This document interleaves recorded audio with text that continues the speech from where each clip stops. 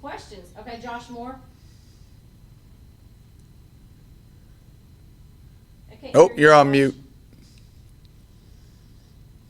Good, you just didn't hear me cuss then. Hey. How just the scrimmage Saturday? What did you see there with the getting the pads on and kind of how that went and the aftermath too? Yeah, it's always good to see. You go from just helmets, now you jump into pads, and been able to basically have 3 days of padded practice and really see who wants to strike and who wants to strain. And some good, some bad. A lot of corrections that we gotta have. But I for being 5 days into spring ball, there's obviously some really encouraging signs, especially with that first group. Some of those older guys, the young guys. It's learning the speed of the game and learning the playbook, and then there's a lot of moving parts, and so there's a lot to figure out. We've got our install in, the offense got their install, so it's going to take a little bit to slow down for those guys, and that's the big thing for us is we got to continue to build depth at a lot of different positions. John Hale, go ahead. Randy, kind of like Davonte Robinson, obviously last year was coming off the really long injury pause. Maybe it wasn't fair to expect it to be 100% right away. How have you seen him maybe get back in the fold a little bit more as he worked into games? And just kind of what are the expectations for him right now? Yeah, our expectations for him are to get back to the level he was playing at before the injury, and I don't think we're quite there yet, but that's why we've got spring. You get an injury like that, a lot of times it takes time to get back, and then I think people forget is that it's not all right. You're away from football and then you start to play. Like, you're not right back at the level that you were at. Like, you're building back. It's a confidence deal, and so that's still an ongoing process. But he's one that we're going to count on. We need to play for us, and we need to play well. The thing that he is I think he wants to be good, and we need him to continue to push the envelope. Terry. Hey, Brad, how is Quandre Mosley kind of fitting into that cornerback battle right now? He's right in the thick of it.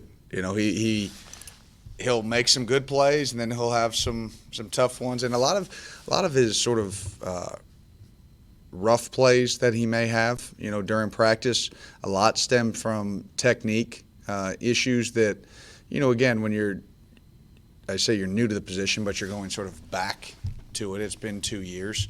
You got to get those things cleaned up, and that's the beauty of having 15 practices in spring, having all of summer.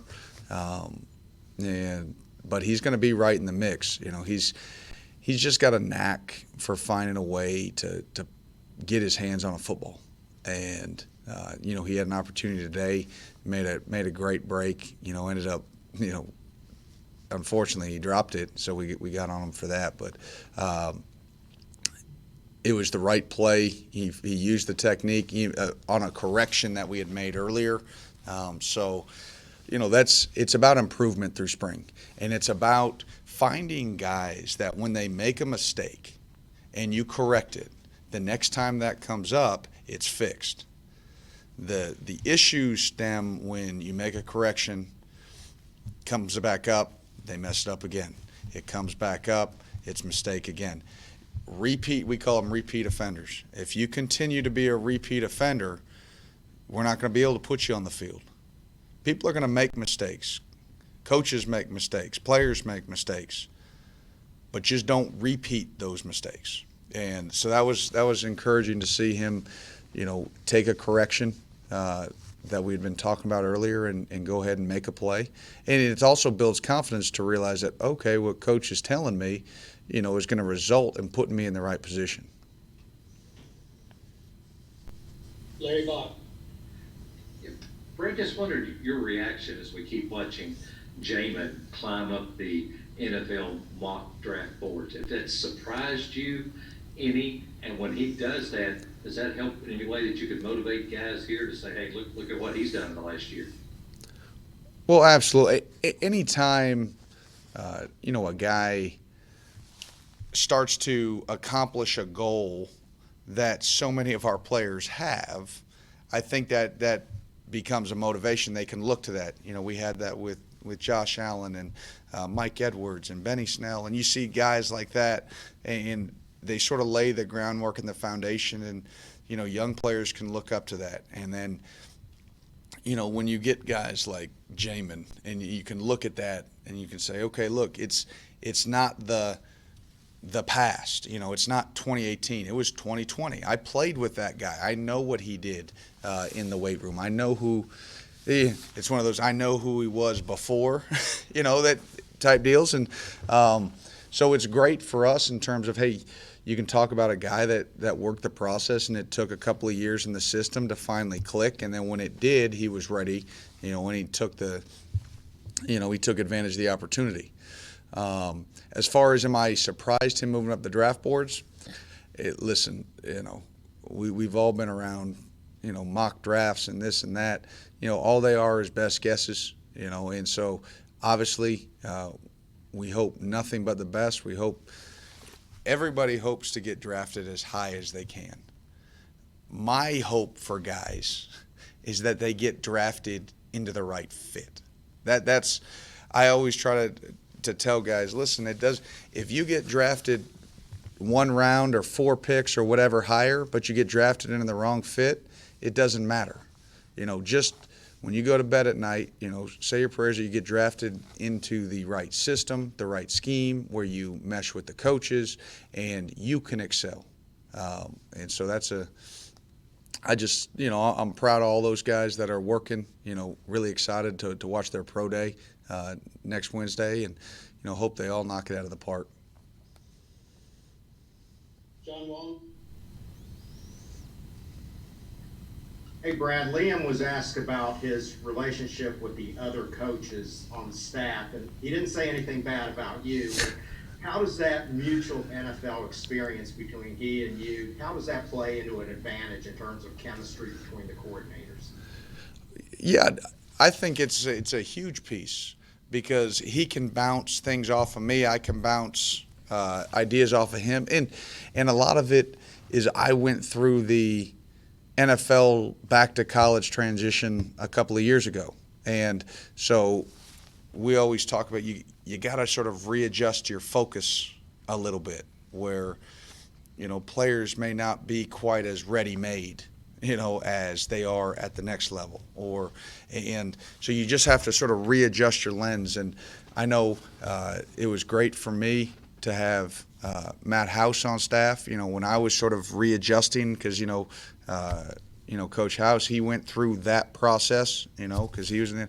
So I think having that sounding board really helps. And but it's great for me, to see all the little tweaks that they've brought, from the NFL, and it's only going to make, our staff better on defense, our defense better, that we have to try to match up against those things, on a daily basis, and it's a challenge.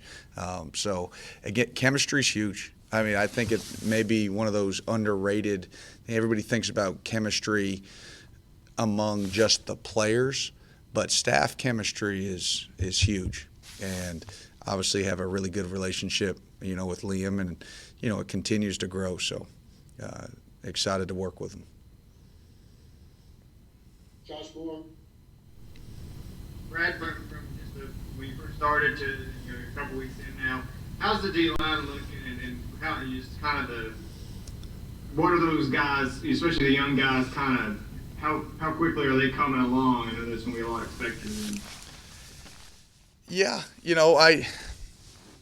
it's kind of like the rest of the 3 practices and pads. There's been some good and there's been some bad. Some stuff some flashes of, okay, this guy can dance, some flashes of some ugly. So it's at that position specifically, you have to be so technique sound because things happen in an instant. Really pleased with how strong they are. I think some of the movement skills have improved. You know, you can see the work that Coach Stewart's putting in with those guys. I think their footwork is improved from the fall, those young guys, but it still has a ways to go. And it was really, really, really raw in the fall. And so we had a ways to go with a lot of those young D linemen. They're moving in the right direction. They're making plays. The encouraging thing for me is I'm seeing these guys make some plays in the backfield, and that'll be huge for us if we can create some tackles for loss. But then at the same time, hey, you can't get cut out, because you may make a 2-yard loss, but if you get cut out on the next play, now it's a 12-yard gain. It's still a first down. So it's the consistency, of their play. I think we talked about it, and I'm trying not to go all in right now, but Marquand's playing at a high level, and we need to just keep it there. And, so it's one of those, you don't want to heap too much praise too early, but, he's got a chance to be a force for us. I could be misremembering, but I felt like it seemed like there was a game or two there where Justin Rogers got some snaps at the nose there. Is that something that's continuing, or are you kind of working him elsewhere? No, he's Coach Stu does a good job of making sure all those guys get reps at different spots, but that's primarily his spot, and he's doing. Again, he's another one of those guys that I think is sort of starting to take a step forward, and we're going to need him. At that position, with as much pace as we get, as much pounding as they get, you need to be deep at nose. And it's such a critical position, because if we can have big, strong anchors in there, it causes problems for an offense. And they have to – you don't ever think about scheming to a nose guard, but our guys, they can be dominant enough players that it causes some offensive line coaches, some angst, throughout the week. And that's what you need in a D-line. You need a D-line that's going to cause an offensive coordinator and an offensive line to have some sleepless nights during the week. It's still a work in progress in terms of going to figure out who our best pass rushers are, and I'm still nowhere close to knowing who those guys are going to be right now. John Hale. Brad, where specifically are you working Justice Dingle right now? And what are the challenges in adapting from the system he was in at Georgia Tech to what you're going to expect him to do here? Yeah, he's working at Jack linebacker right now, and we've talked for a couple of years now since I've been here, just the uniqueness of the outside linebacker position in a 3-4 defense, and that transition period, and how much is sort of on that position from a rush coverage technique, and so then you put it into spring ball. There's a lot going on, and obviously a lot of mistakes right now, but that's why you practice. And he's conscientious. He works hard at it, but it's going to take a little bit for it to slow down, because it's not just understanding the defense in the classroom. Now it's understanding the defense, and there's a ton of moving parts in front of you. Things happen, and so it's gonna take all of spring. It's gonna take fall camp, and but he's thick, he's stout, he's got heavy hands. So when he is in the right spot in the run game, it's hard to move him. Adam. Hey, Brad. As a defensive coordinator, when you're kind of building the structure of the defense and then kind of scheming out as a play caller, what kind of freedom does having two senior safeties like you've got this year, and then Davonte Robinson to boot, how does that help, I guess, when you're kind of building this defense?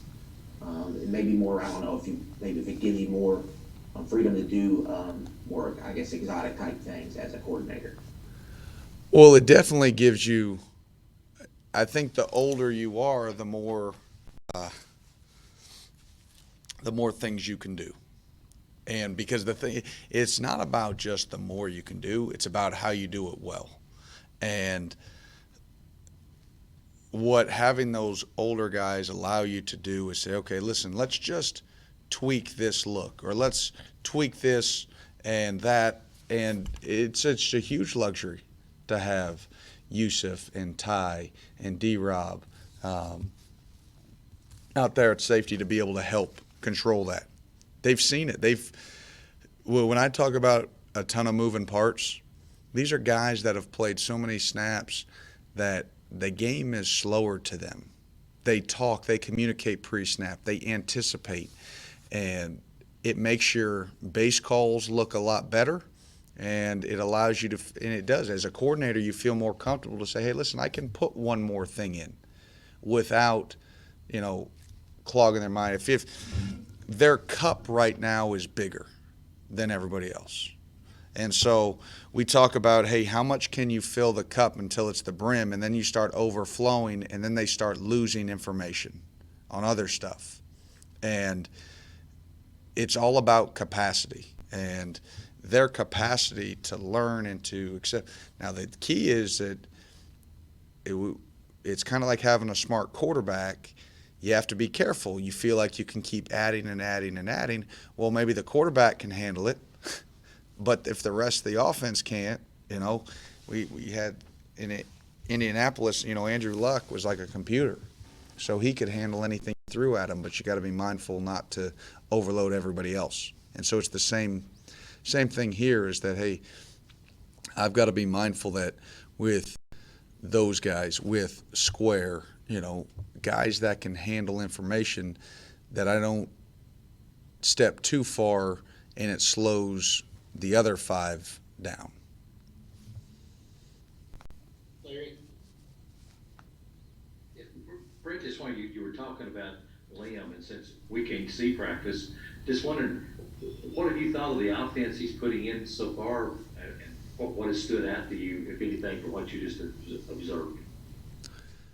Well, I think what's the attention to detail has been impressive, and the way it can attack you, is gonna, it causes problems and makes you work. And again, I know it's one of those deals that, from a defensive staff standpoint, we're having to talk. All right, how are we going to handle this? Oh man, that's a beater. Oh, that's tough. Wow, that's really good. There's a lot of that, like I said, it's going to make me better as a coach. It's going to make all our defensive guys better. We're going to have to make sure all our techniques are sound, how we play things, and we have to understand. Hey, listen.